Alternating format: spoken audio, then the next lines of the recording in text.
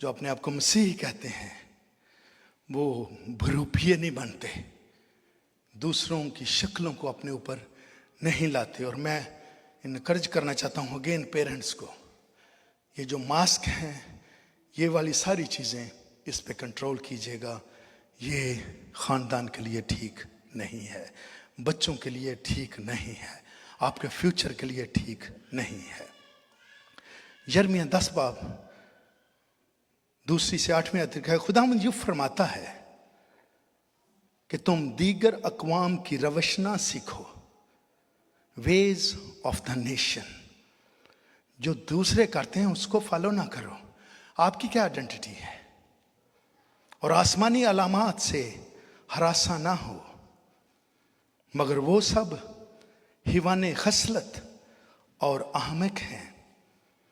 हिवाने खसलत senseless and foolish.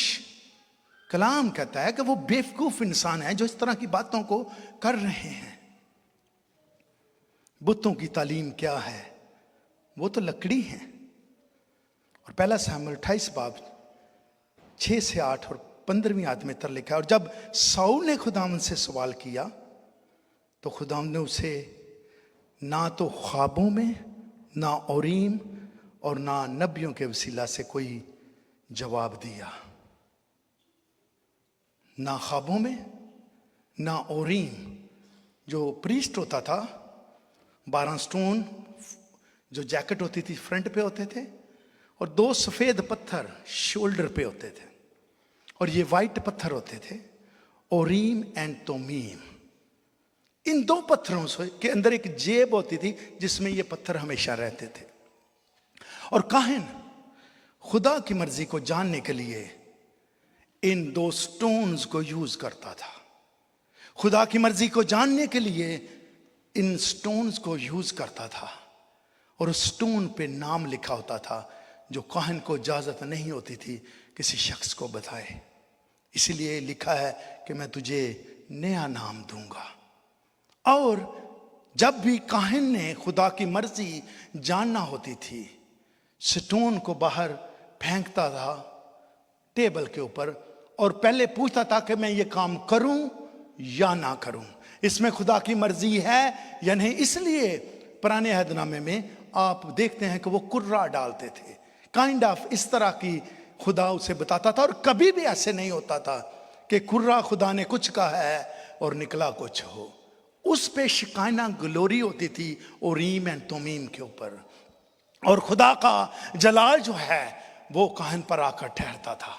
ये 2 white पत्थर दोनों शोल्डर्स में होते थे।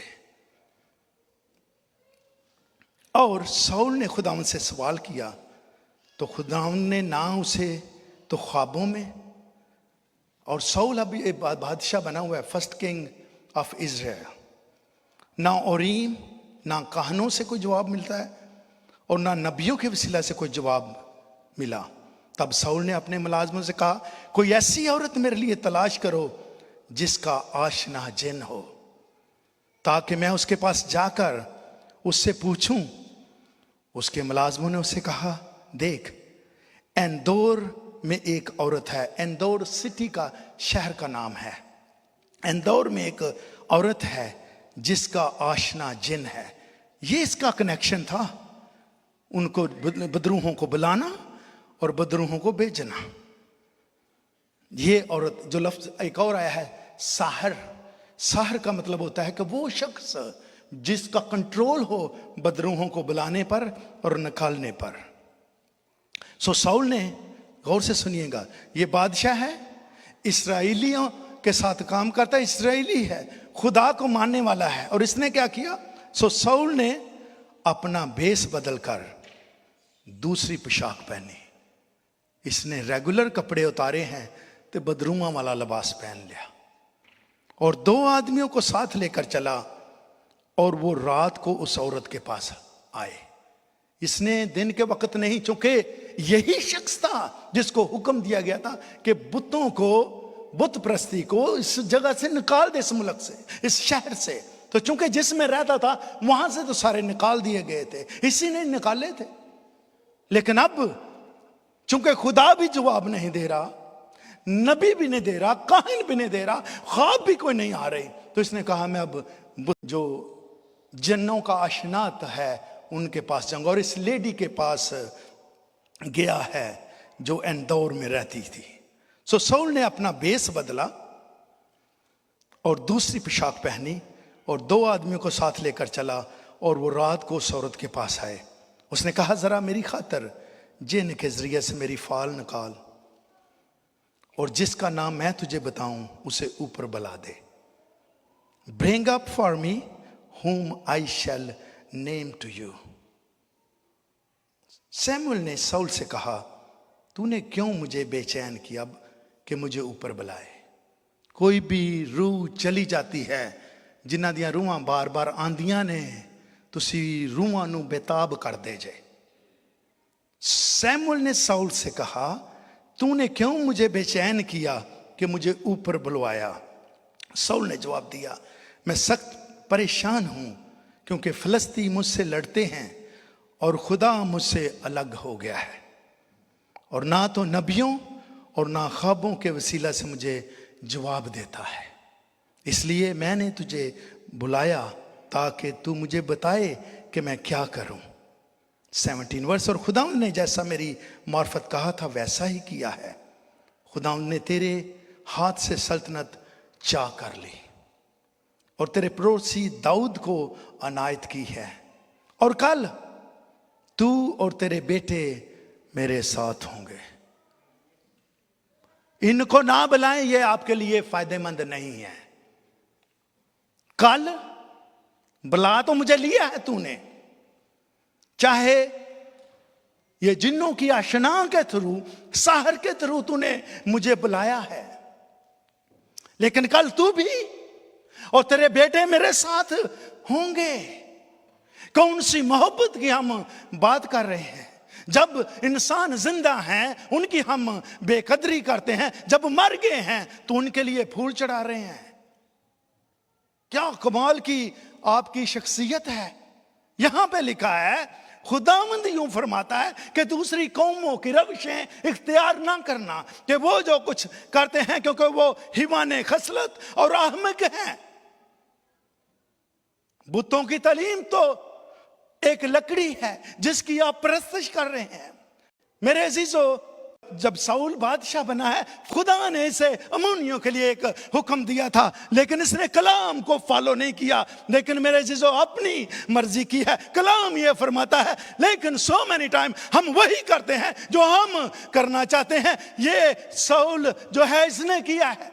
इसको सैमुअल नबी जब जिंदा था ये बता कर गया था, अगर तूने पूरे तौर से खुदा को अपनाया नहीं है, उसके हुक्मों पे नहीं चलेगा, तो याद रख ये सल्तनत तुझसे छीन ली जाएगी और तो दाऊद को दी जाएगी। लेकिन इसको शख्स को ना तो ख्वाबों में कुछ पता लग गया है, ना काहिन कुछ बताता है, ना नबी कुछ बता रहे हैं। खुदा खुद इससे जुदा हो चुका है। इसने कहा कोई हल नहीं तो मैं बुतों के पास, मैं उस आशना के पास, मैं जिन जो तल्लखात कंसल्टिंग करते हैं रूहों के साथ, मैं उनके पास जाऊंगा। ये शख्स 2 आदमियों को लेकर रात को मेरे जीजो जाता है, अपने कपड़े बदले हैं, बेस बदला है ताकि कोई रास्ते में ना देखे। वहां पर रात को जाता है और उस औरत से मिलता है। औरत कहती है कि तू कौन है।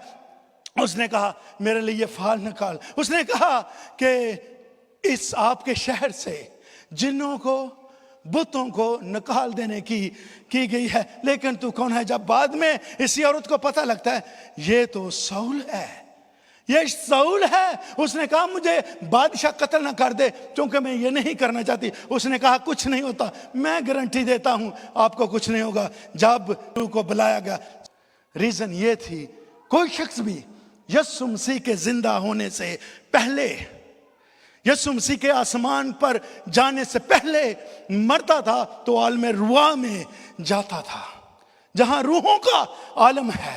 और क्योंकि जब से इंसान बने हैं उस वक्त से लेकर मूसा की शरीयत तक मेरे अजीजों कोई भी मरता था वो नीचे आलम रुआ में जाता था। और वहां से चूंकि कब्जा जो है गुनाह का कब्जा ये शैतान के हाथ में था, इसलिए शैतान को इख्तियार था रूहों पर। यीशु मसीह जब मरे हैं तो मेरे जो क्या लिखा है, औलार में रवा में उतर गया, और फिर क्या है, उन रूहों में मनादी की है, आल में रवा में यीशु मसीह इसलिए उतरे हैं क्योंकि वो जो गुनाह का इख्तियार था, मौत का जो इख्तियार था शैतान के पास, उसको छीनने के लिए यीशु मसीह को वहां जाना पड़ा है। इसलिए उस वक्त जो भी कोई मरता था वो नीचे जाता था, लेकिन ये जो जिन्नात की आशना है इसके पास गए हैं, उसने बुलाया है। लेकिन मेरे जीजो क्या होता है, सैमुअल नबी आता है, लिखा है वो बुढ़ा सफेद लिबास पहने